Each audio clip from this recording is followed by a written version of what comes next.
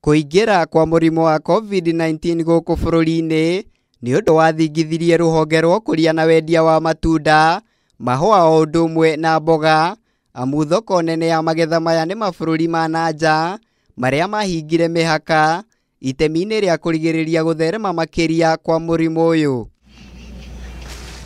Ona kuri o uguo, thutha wa thirikari kuhura njeki arimi na Wonjoria aya itemi-ini ria kumateithiriria gwitiria moritu maria maumanite na murimo uyu, itacokia riri rironekana kugia na umithio amu ruhonge ruru rutithinikanitio ta uria ingi merigiriire.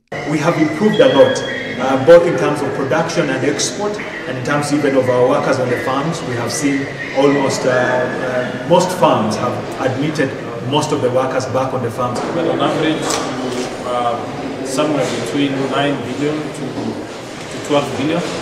Sometimes you're lucky you can do 15 billion a month.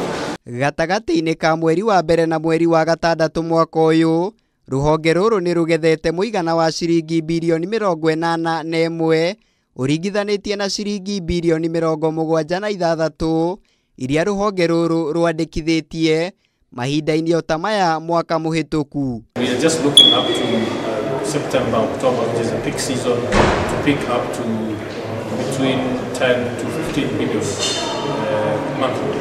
Ni ugaciru ukindirite mwihoko kuri anyiti itemi matiganite ruhonge-ini ruru aria riu merigiriire ati wonjoria uyu ni uguthie na mbere na gwika wega niguo mahote gwitiria hathara iria yumanite na murimo wa Covid-19. We are on an upward trend. By the end of this year, by December, we shall probably be talking of a different story. But we project by June 2021, we can be in full recovery. Maya magiuko riri mutongoria wa bururi Uhuru Kenyatta eriga kuheana ndumiriri ya mwihoko akiuga ati ona thengia wa ihingica iria ciumanite na murimo wa Covid-19 wonjoria wa bururi no wihandite wega. Ngiribotera Kameme TV, njitagwo Muiruri wa Kang'ara.